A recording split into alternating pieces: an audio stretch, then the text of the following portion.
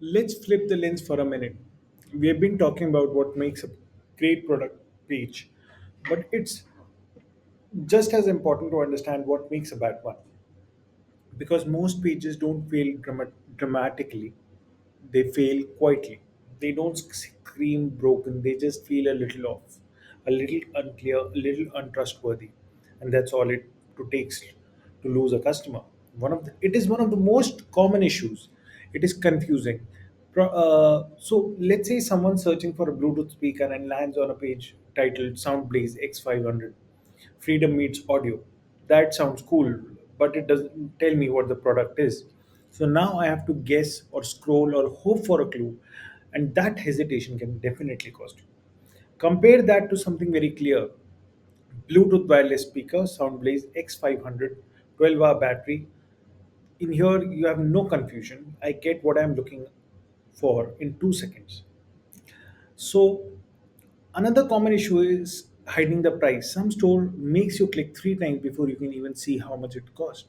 And even if it is unintentional, it feels shady. People want transparency, especially online. Don't make them work for basic information. Just show the price clearly, right there next to the title, and then there is the copy.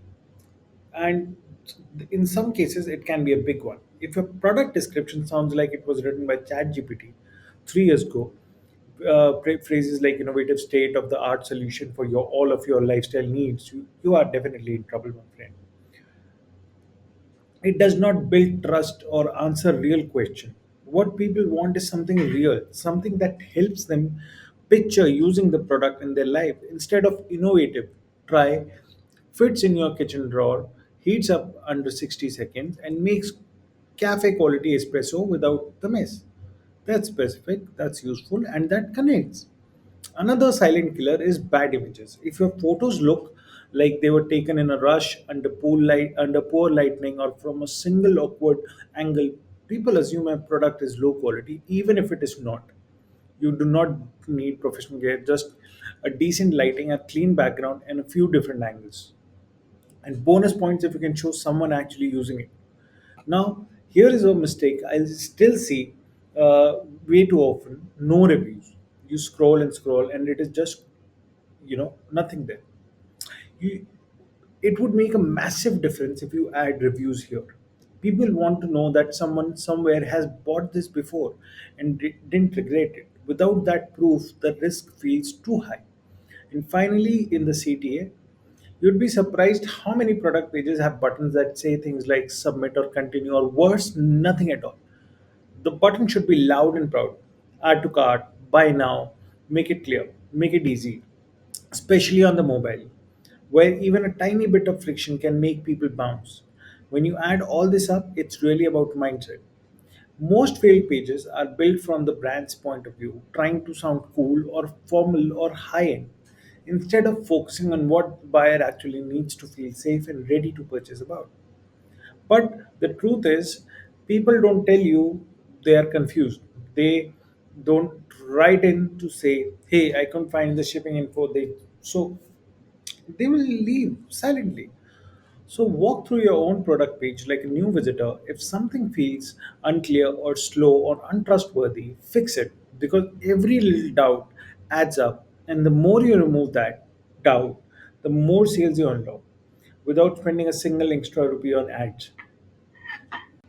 Fixing these issues doesn't need a complete redesign or a big investment. It's about intent. If you shift your mindset from how do I show my product to how do I help someone feel confident buying it, everything starts to change.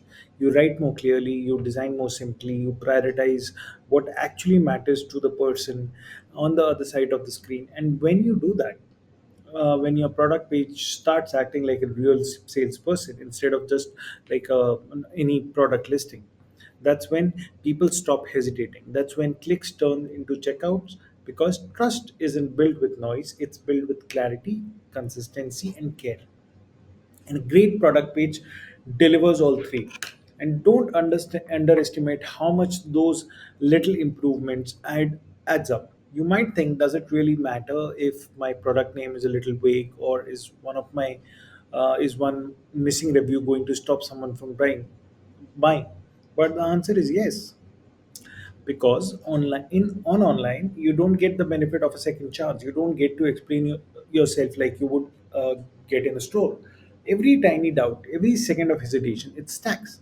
And while one moment of friction might not break the experience, three or four or them back to back, that's a lost customer. And they won't message you saying, hey, I would have bought this if your photos were clearer. They'll just leave quietly. That's why your great product pages are not about doing one thing, but one making it right. And your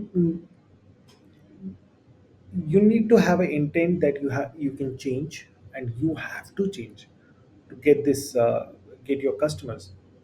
But for the person who's deciding whether to trust you with their money, their attention, their need, and when you start designing with that kind of empathy, you stop losing sales you didn't even know you were losing.